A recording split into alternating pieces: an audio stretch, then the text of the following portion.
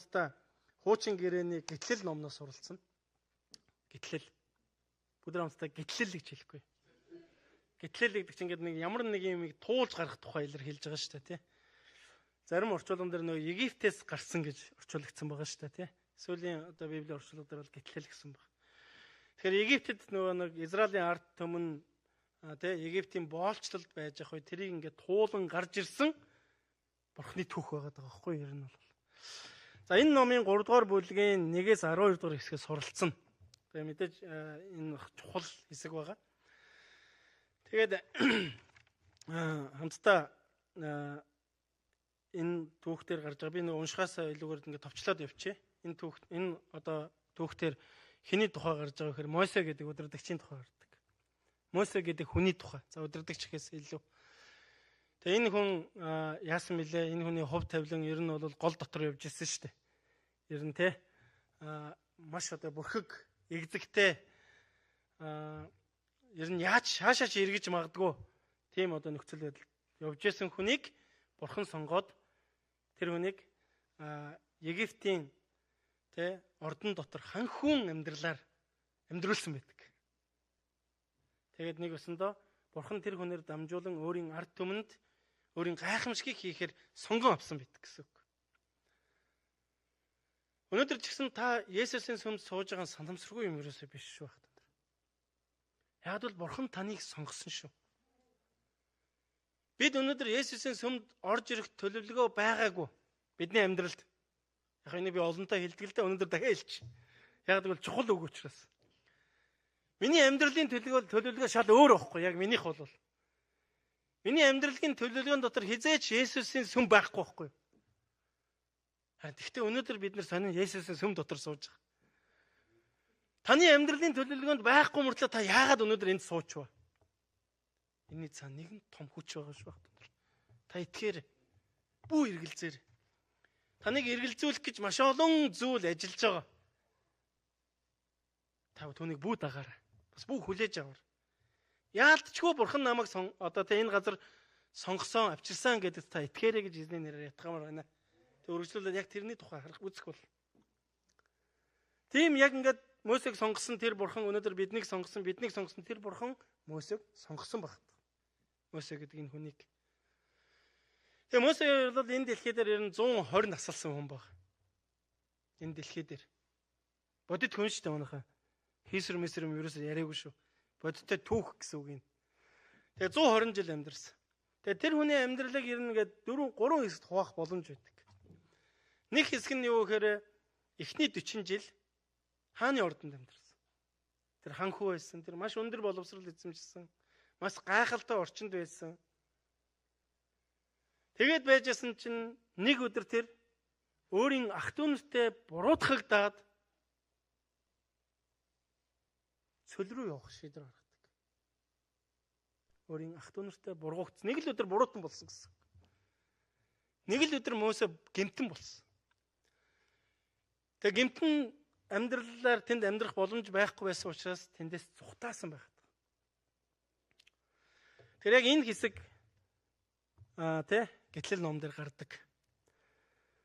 Тэгээд тэр зүхтаагаад цөлд очсон. Цөлд очиод тэнд гэр бүлтэй болоод, эхнэртэй болоод, гэр бүлтэй болоод дахиад 40 жил тэр цөлд амьдарсан багт. Эхний 40 жил хаана амьдарсан бilé? Хааны ордонд. Хааны ордон жаргалтай юу? Ямар бол ер нь та нар бид нар амьдарч үзээг болохоор сайн мэдэхгүй байна те. Гэхдээ ямар ч байсан ингээд хангалуун амьдрах бах тийм үү? Ямар ч байсан энэ дэлхийн хүмүүсийн тэр хүсэж мөрөөдөж байгаа бүх зүйл бэлэн байгаа бах. Тийм үү?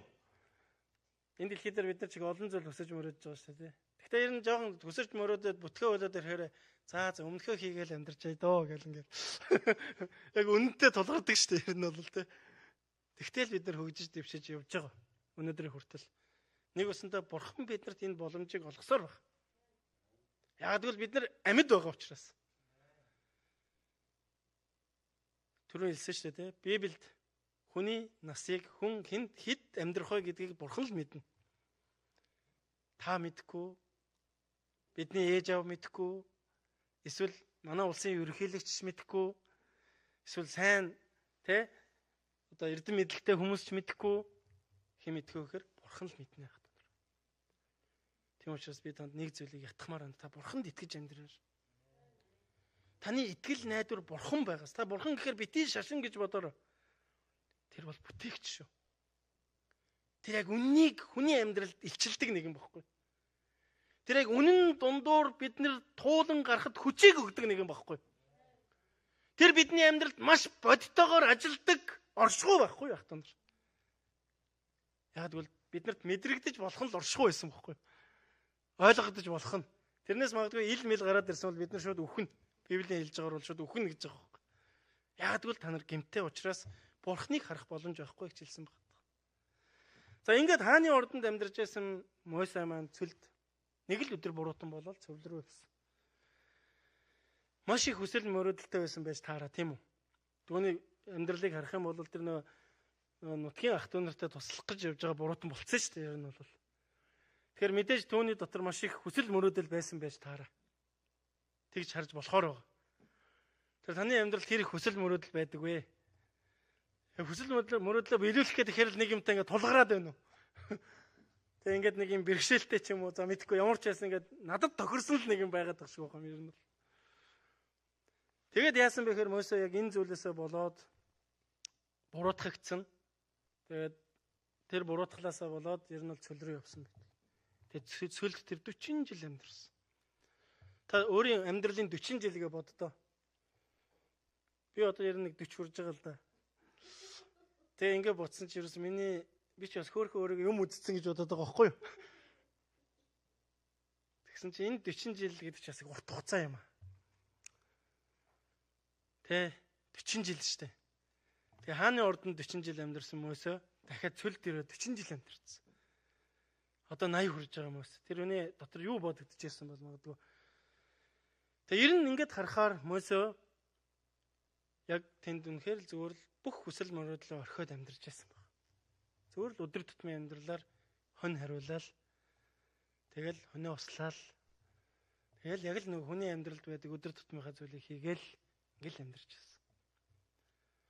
Яг үүндээ нөгөө хааны ордонд суралцсан, бурхнаар дуудагдсан, дуу хоолой молоо бүх зүйл яг үүндээ орхигдсан байсан үе байхгүй.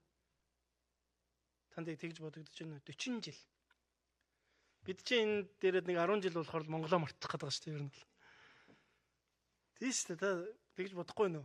Ер нь бол Монгол орчноо бол аль эзэн мартсан баг шүү. Наанаа л яриад байгаа болохоос шүү дээ. Тэгээ бид нар ч очихар чинь заримдаа ингээм амьдрч чадахгүй байгаа шүү дээ. Нийцгүй юмуд маш их зам тээврээс ахуулаад бусдад харилцаанаас ахуулаад за тэгэл цаашаа эргүүлээл нөгөө төрийн байгууллага руу оруулалт хийл за мэдхгүй. Зөндөөл юм болох бах ер нь бол. Гэтэл энд бол ер нь бол юм хөөцөлтөл тэгэл яг хөөцөлдсөн шиг хөөцөлтөл болдог шүү дээ ер нь бол тээ. Энийг өсөндөө бид нэг жоохон мартаж эхэлсэн. Цөөхөн бид магадгүй 3 жил, 5 жил, 10 жил, 20 жил амьдарч байгаа байх энд. Тэгэхэд бидний амьдралд ийм зүйл байгаа юм чинь Мойсе 40 жил цөлд амьдарч байх үедээ яг үүндээ тэнд хүсэл мөрөөдлөө мартсан байх магадлалтай. Энэ баг мартсан дөө. Тэгэл өдөр тутмынхаа амьдралаар амьдарч байсан байх. За ингээд явж явах үед нэгэн гайхалтай зүйл болсон. Тэр юу гэж? Тэр бурхантай уулзсан. Би Египтээс гарсан номын 3 дугаар бүлгийн 1-5-д уншиж өгье. Мойсе хадам эцэг Мидианы тахилч Йотрогийнхаа хонин сүргийг хариулж байваа. Тэрээр сүргийг цөлийн араар тууж бурхны уул хоревд хүрчээ. Эзний тэнгэр элч өргөст бутан дундаас галын дөлөн дунд түүнд үзэгдэв. Харагтун бутанд гал дүрлзэж байсан боловч бут шатахгүй байгааг Мойсе харлаа. Тэгээд Мойсе бут яагаад шатахгүй байгаа? Энэ гайхамшигт үзэгдлийг очиж харъя байз гэлээ. За яасан? Нөгөө өдөр тутмын амьдрал нь хонь хариулдаг байсан. Тэгэл магадгүй хорой буулын тэрүүгээр яваал тэнд очиод хоноо хүргээл ингээл энэ амьдралаар магадгүй 40 жил амьдарсан байх. Мойсе. Тэгэд энэ хорой гэд эзний уулгаа энийг Библиэлд юу гэж хэлсэн бэхээр энэ бурхны уул гэж хэлсэн баг. Яг энэ уулын яг монгол орчуулга нь юу гэж байгаа юм гэхээр эмтэрч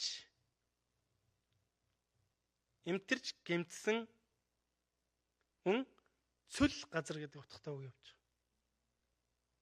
Та одоо бурхны уул. Тэгсэн мөртлөө утга нь юу байсан мэхээр яг монголоор орчуулах юм бол эмтэрч гэмтэрсэн. Тэгээд цөл газар гэдэг юм утгатай үг байна. Тэгээ энэ газрыг юу гэж нэрлсэн бэ гэхээр энэ бол бурхны уул юм а гэж нэрлсэн байна Библиэлд. Тэгээ Мосе өдөр болгон тэнд очиж байсан. 40 жил тэр яг замаар ингэ явсан. Тэгж явж байгаа тэнд юу харсан бэ гэхээр зүгээр л нэг өдөр бүр харддаг байсан нэг бутнаас гал гарч байгааг харсан байна. Гал гарч байгааг харсан.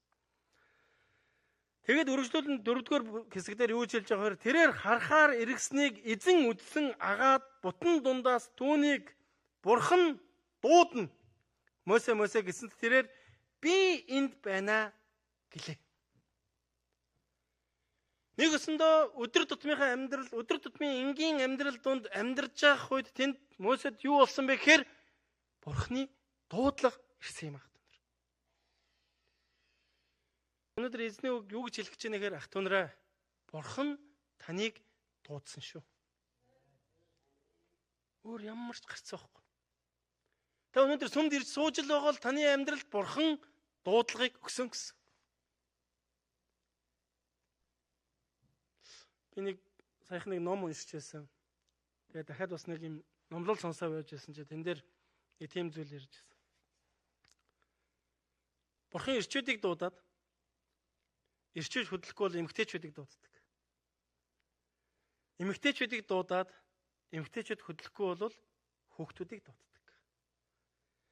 Нэг өсөндөө эзэн өөрийн дуудлага дотроо дуудаад хийнэ л гэсэн бол хийх ажлаа хийдгээ гэсэн. Магадгүй та тэрэнд оролцохгүй байж магадгүй. Тэгвэл хамгийн түрүүнд танд илчилсэн бол дуулууртай байх тухай.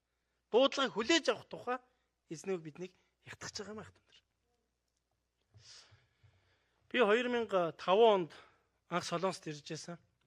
Тэгээ яг ирсэн өдрөөс Христийн сүмд явсан байт. Ирсэн өдрөөс.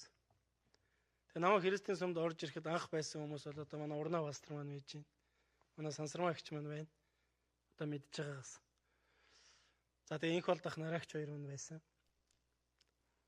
За уянга ураг байсан баха. Би санаж байна. Тэгээ тэр өдрөөс эхэлж миний амьдралд их олон өөрчлөлт бий болсон. Яг үндэ би ингээд маш их ичимхий, маш их одоо юу гэдэг нь те бүрэг тийм залуу байсан. Харин би Христийн сүм чуулганд ирснээрээ амьдралд минь Бурхны дуудлагыг хүлээж авч тэр дуудлагаар дамжуулж оронгоороо өөдлсөн юм а. Оронгоороо иргсэн. Уруудаг өөдлсөн шүү заяа. Тэр та дэрэгдэхэндээ хэлэхгүй Бурхан таныг дуудах үед таны амьдрал оронгоор өөрчлөгддөг юм а гэж хэлэхгүй. Юу вэ? Бидний бодол санаа. Бидний ертөнцийг харах өнцөг олон зүйл өөрчлөгддөг. Тэгээд би Бурханаас тэр дуудлагыг хүлээж авсан. Юу? Түүнд итгэх итгэлийг. Тэгээд бид нэр эндээс харах юм бол Мосег Бурхан дуудсан. Мосе Бурханыг хайж очиагүй байхгүй. Харин Бурхан Мосег олсон байхгүй. Бурхан Мосег сонгосон. Яг үүнтэй адилхан Бурханыг бид нэр олсон биш. Бурхан таныг сонгосон байхгүй. Бурханы нэгүсэл бидний дээр байгаа учраас бидний нүд нээгдэж байгаа. Бурханы нэгүсэл бидний дээр байгаа учраас бидний зүрх нээгдэж байгаа. Хэрвээ тийм бисмэс бол бид нар маш бардам байхгүй юу? Маш их бардам. Тэгээ хүн бардам байхаараа яадаг вэ гэхээр Бурханыг олж харж чаддаггүй. Хүн бардам байхаараа яадаг вэ гэхээр нүд хаагддаг.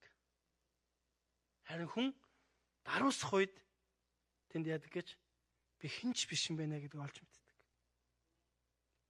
Хүн даруусах үед надад тусламж хэрэгтэй юм байна гэдгийг хүлээн зөвшөөрдөг. Хүн даруусах үед Бурхныг олж харах ерөөл бий болдог байхгүй юу? Библи ерөөсөл тэгж биднэрт зааж байгаа. Тэгээ яасан бэ гэхээр энд нөгөө Мосе хааны ордонд байсан нөгөө бардам хүн маань Сүлд ирээд магадгүй яг бодит амьдрал дээр хэн нэгэн болсон баг. Тэгээ за. Ер нь тийм миний хийх юм чинь юу аах вэ дээ? Би ч одоо шаалд юм одоо өндөр боловсрал эзэмшиж дээ. Тий сааны ордон бахта сайхан байж дээ гэж магадгүй дурсаж амьдарч ирсэн баг. Тэгээд нэг өсөндөө Мосегийн бүх хүсэл мөрөөдөл унтарсан байсан. Харин одоо энд яасан бэ гэхээр эзэн Мосег дуудсан.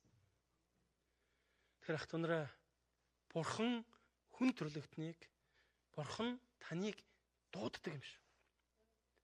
Таны амьдралд Бурханы дуудлага байна уу? Миний амьдралд Бурханы дуудлага байгаа. Тийм учраас би өнөөдөр энэ газар зогсох болсон.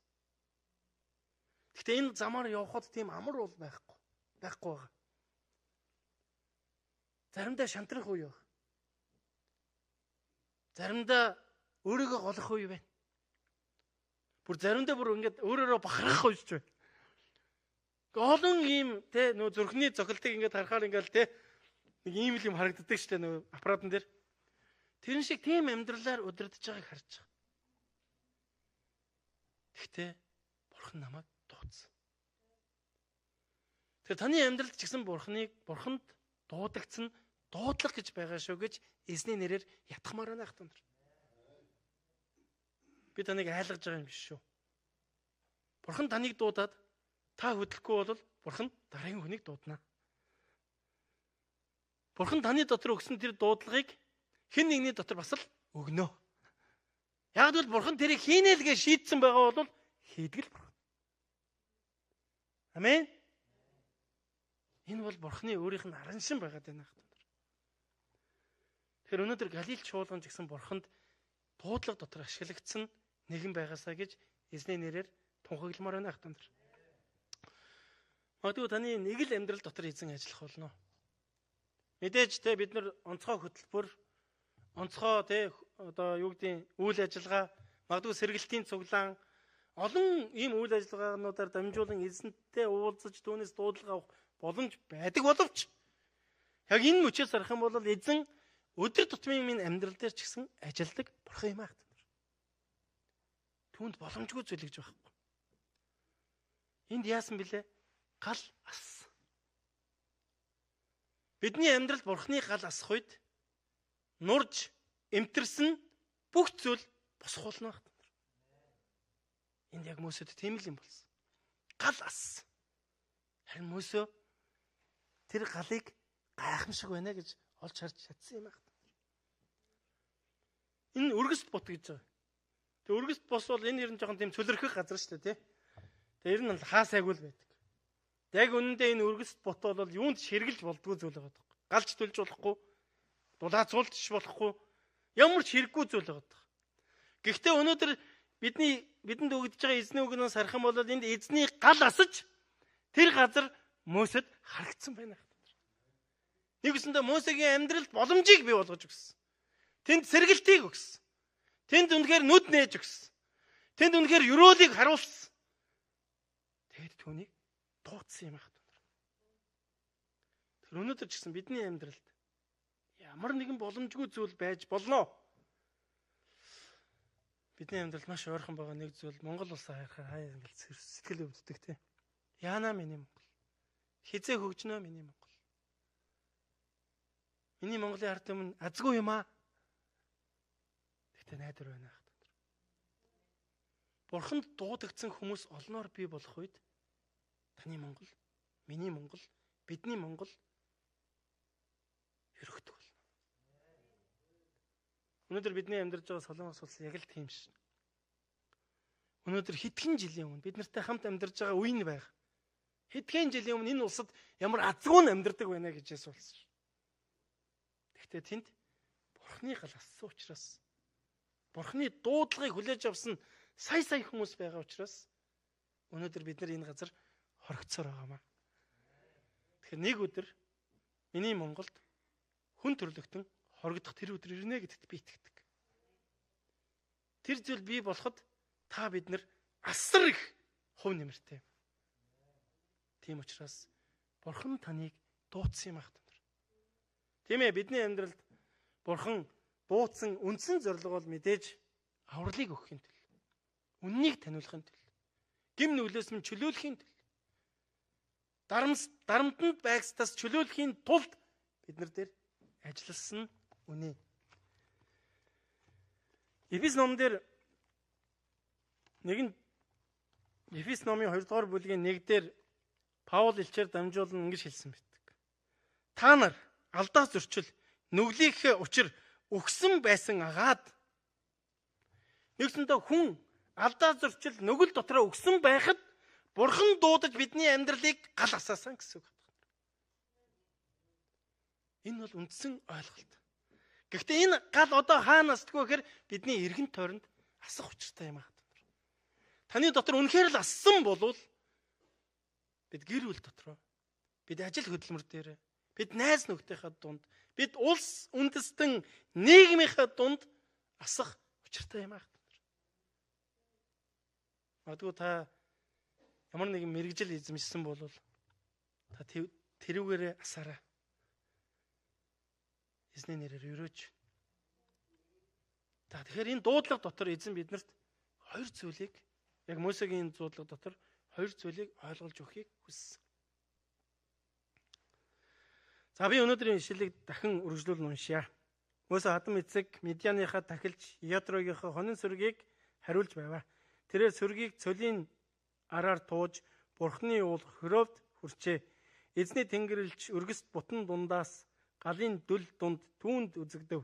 Харагтун бутанд гал дүрлзэж байсан боловч бут чадахгүй байгааг Мосе харлаа. Тэгээд Мосе бут яагаад чадахгүй байгаа энэ гайхамшигт үзэгдлийг үзэж харъя байц гэлээ. Тэрээр харахаар иргэснийг эзэн үзсэн агаад бутан дундаас түүнийг Бурхан дуудана. Бурхан дундаас эзэн таныг дуудана. Мосе болроо уянга баска би энд байна. Мосе гэсэнд тэрээр би энд байна гэж хэлвэ. Мосе энд яасан хариулсан багаз таа ч гэсэн хариулаарай ах дунараа. Тэгтэл нааш буурт чиний зогсож байгаа газар ариун газар учраас хөлдөх шагаагаа тайл гэж тэр айлтваа гэсэн. Ах дунараа. Эзнэр дуудагдсан хүний амьдралд хүндэтгэл мөргөл чухал. Бурхан байгаа газар хүндэтгэл мөргөл байдаг. Бурхан байгаа газар хүндэтгэл мөргөл зориулалт байдаг. Бурхан байгаа газар ариун газар юм аах та нар. Бид Есүсийн сүмд ирснээр бидний амьдралд нэг өөрчлөгдсөн зүйл байгаа шүү дээ. Тэр юу гэж? Бид нар Бурханд хүндэтгэл мөргөл өргөж сурч байгаа байхгүй. Сурсаар байх болно. Хардаа энд юу гэсэн гэж? Мосе гэсэн тэрээр би энд байна гэж хэлв. Гэтэл нааш бүү ойрт. Чиний зогсож байгаа газар ариун газар учир хөлдөх шагаагаа тайл гэж тэр айлтваа. Тэгэхээр бидний амьдралд хүндэтгэл мөргөл өргөхөд нэгэн чухал үйлдэл хийх тухайд зааж өгч. Тэр нь юу гэж? Шаахаа тайлах тухай. Яагаад гэвэл тэр ариун газар учраас. Ариун газар учраас эзэн биднийг шаагаагаа тайлахыг хүссэн. Ер нь яг энэ цаг үед тухайн нөхцөл байдалд хүмүүс шаахаа тайлна гэдэг бол их тийм аюултай зүйл байсан. Ер нь ихэвчлэн боолууд шаахаа өмсдөг байсан. Яагаад шаахаа тайлах аюултай вэ гэхээр тэр элсэн зүйл учраас хүлэн зүсгдэх, могоонд хазуулах. Нэг өсөндөө шаахаагүй хүн бол тэр чигээрээ сорив. Тэр чигээрээ гэмтэл явдаг байсан баг. Нэг өсөндөө эзэн энд юу гэж хэлж байна гэхээр биднийг боолоор дууцсан байхгүй. Ойлгож байна тий? Боол ихэр жоохон онцгой байна уу юу? Нэг өсөндөө надад бүх зүйл байгаа, надад итгэх гэсэн байхгүй. Нэг өсөндөө бүх зүйлээ хоослоод одоо надаар дүүрээч гэсэн бохоггүй. Нэг өсөндөө Мөсө одоо энд яагаад түүнийг харсан гэж тэр өнөөдөр хинч биш болсон байсан. Өмнө өөрт байснараа бардамдаг байсан бол одоо зүгээр л түүнд байгаа нь хонь таяг хоёр л байсан байхгүй. Тэгэл тэр өдөр тутмынхаа амьдралд хэрэглэгддэг юм тэр. Өөр бусад юм бүгднийг мартсан. Орхисон. Харин одоо энд тэр эзнээс тусламжийг гуух сэтгэлтэй болсон гэсэн. Тэгэхээр ах түнраа одоо эндээс бид нэг зүйлийг ойлгох хэрэгтэй. Таныг сурсан мэдсэн зүйлээ хаяараа гэж юусаа хэлээгүй. Харин тэр зүйлийг хойшоо тавиад эхлээд Бурхныг зүрхэндээ хүлээж аваад дараа нь Бурхан таныг ашиглах болно гэдэг ойлголт явж байгаа гэсэн.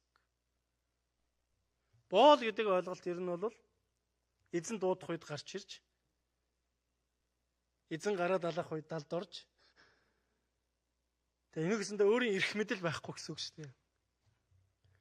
Тэгэхээр өнөөдөр ч гэсэн хүн төрлөختөнд зөв амьдрахыг хүсэж байгаа бол бид бүтээгчтэй л шууд холбогдох тухай л ярьж байгаа.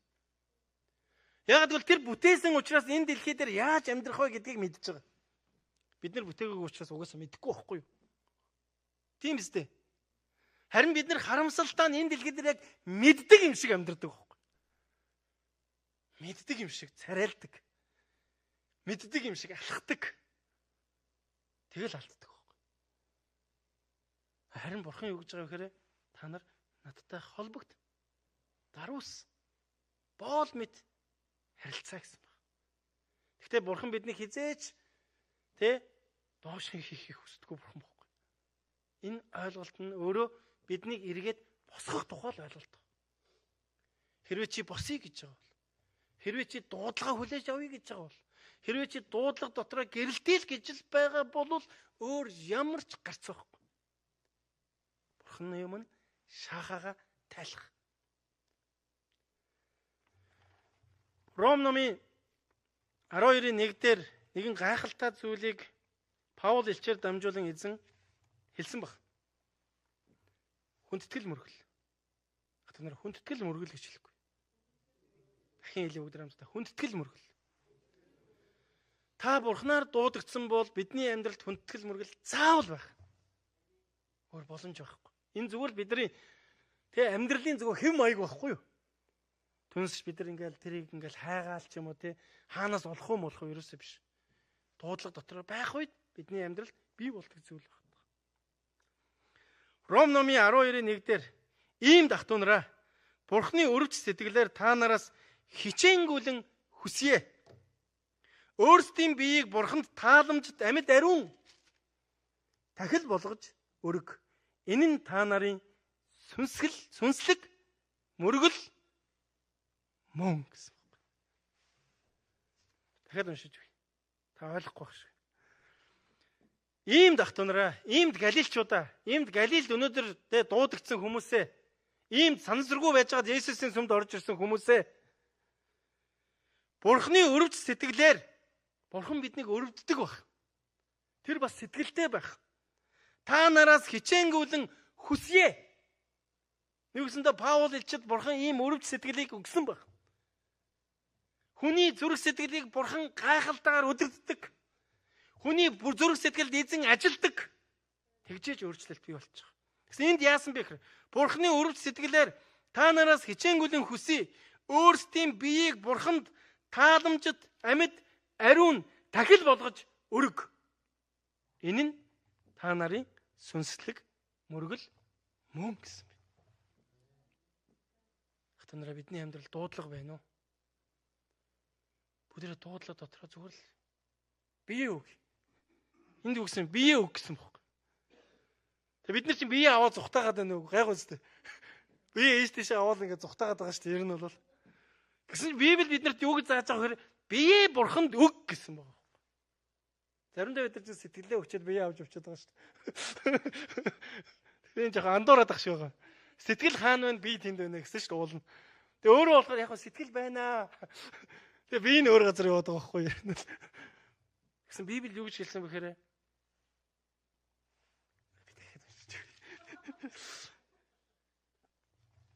Юу гэж хэлсэн бэ гэхээр за төвчээртэй хүлээж агараа.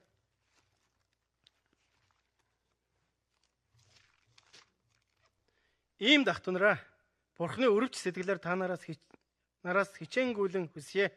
Өөрсдийн биеийг Бурханд тааламжит амьд ариун тахил болгож өрг. Энэ нь та нарын сүнслэг мөргөл мөн. Үргэлжлүүлээд энэ үеийн явдалд нийцэлгүй харин оюун санааныхаа шинтгэлээр өөрчлөгдөж байгтун. Тэгвэл Бурхны сайн тааламжид төгс төгөлдөр таалал юу болохыг таних болно гэсэн. Өөрсдийн биеийг Бурханд өгөх үед хүндэтгэл мөргөл өргөх үед одоо бидний оюун санаа жинхэнэ үннийг таньж мэдэх тухай ярьж байна хатан. Ямар гайхалтай вэ? Тийм учраас бидний амьдрал Бурхнаар өөрчлөгддөг. Есүсийн сүм дээрээ амьдрал нь өөрчлөгдөж байгаа олон гэрчлэл байна бидний амьдралд. Гэтэ яах вэ? Бид нар хүн учраас алдаж онж байгаа зүйлүүд бас байна. Тэг бүгд тэрийг хойшоо тавьчих идэх үү? Тэр биднэрт ерөөс хамаагүй байхгүй юу? Биднэрт юу хамаатай гэж тэр өөрчлөгдөж байгаа зүрхэл хамаатай байхгүй. Тэртээ тэргөө бид нар өөрсдөө алдаж ондог хүмүүс байхгүй юу? Тэг би өөрөө алдаж онжиж бас нэгэн хүний алдаж онж байгаа зүйлийг авч яах юм бэ? Тийм биз дээ. Тэрний оронд өөрчлөгдөж байгаа зүрхийг аваад би өөрөө өөрчлөгдмөр байна шүү дээ. Бурхан биднээс энийг л хүсэж байгаа. Өөр тийм эд шидийн бурхан. Бид нар Бурханаас эд шидийг хүсэх юм бол та Бурханыг олохгүй. Бид Бурханаас үнэхээр гайхамшигыг хүсэх юм бол стонер Бурхан үнэхээр нэг үсэх юм бол авч магадгүй.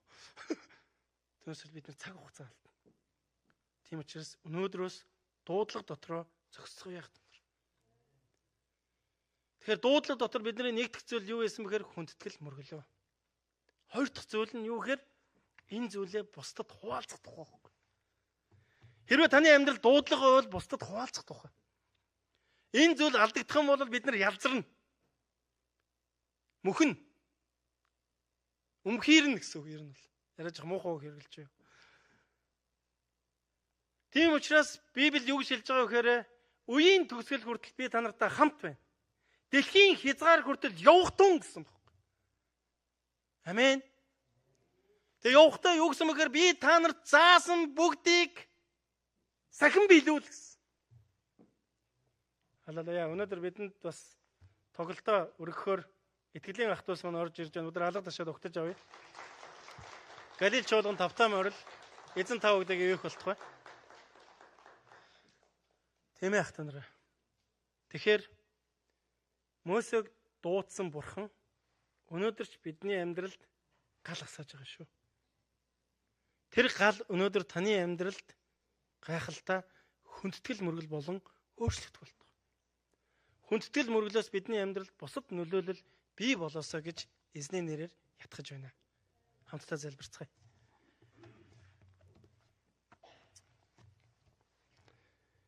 Дахин хэл. Мосег дуудсан бурхан биднийг ч дуудаж байгаа юм аа. Бидний амьдрал дуудлага байвал бидний амьдралд хүндэтгэл мөргөл байна.